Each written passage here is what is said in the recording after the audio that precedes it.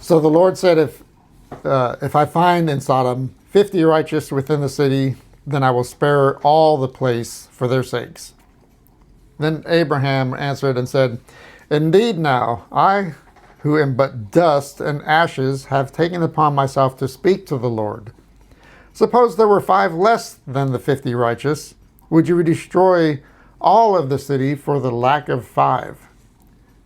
So he said, If I find there 45, I will not destroy it.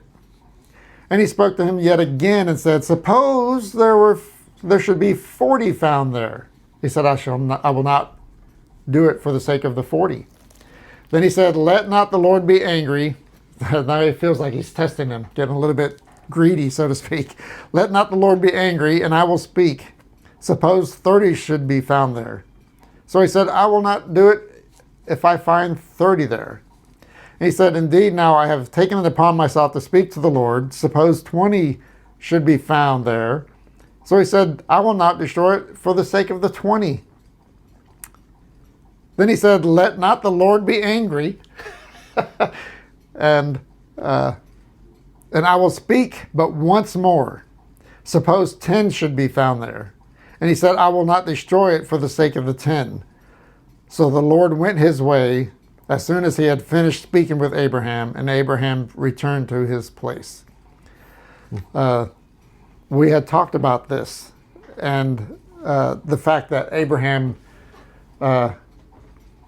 just for fun, I'm going to say, Jewed him down to 10 people, starting from 50 out of a whole city. And this is a city of thousands. It might be 1 million for all we know, because it's not just Sodom and Gomorrah, as you stated.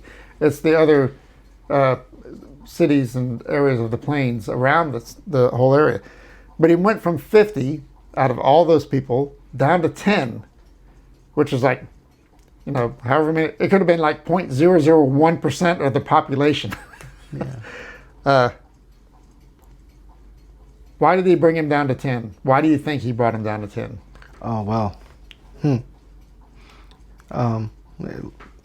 Like we were talking, even though they were separated by miles and miles, which used to be a big deal in many places around the world. It's still a big deal. Like I keep seeing videos of Brits talking about how driving an hour and 45 minutes is like for so long, so far that they don't want to do it. It's a very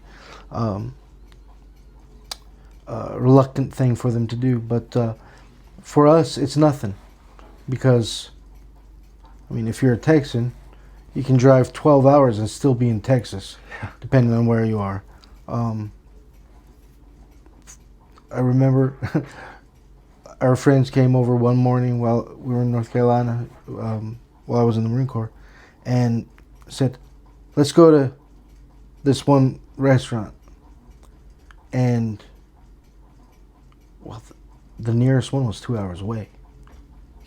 So from Jacksonville, North Carolina, we had to go to Raleigh, North Carolina, I think it was. And for what? For a burrito. It was good, but it wasn't life-changing. But for us, it's nothing. Well, in that day, a few miles was everything. You didn't just get up and travel that because you wanted to say hi to your relative. Even so, he knew he was appraised of the familial affairs of Lot. He knew he had gotten married now, years later, since they had went their separate ways. He knew he had, from what we can tell, 4 daughters. 2 of them married, 2 of them engaged, maybe. So if you add that all up, 4 daughters, 4 son-in-laws and future son-in-laws, Lot and his wife, that's 10 people. He was sure that Lot was a righteous man, and that he would have had the spiritual magnetism to influence others to be righteous.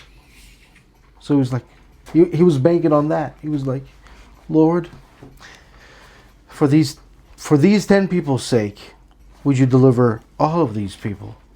And this is one of the interesting. This is one of the texts or passages that rabbis use to explain why you have to have 10 Jewish men to have quorum to say certain prayers.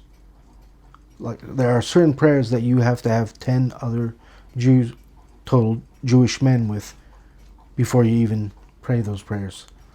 And one text is, we're going to see way down yonder, the 10 spies.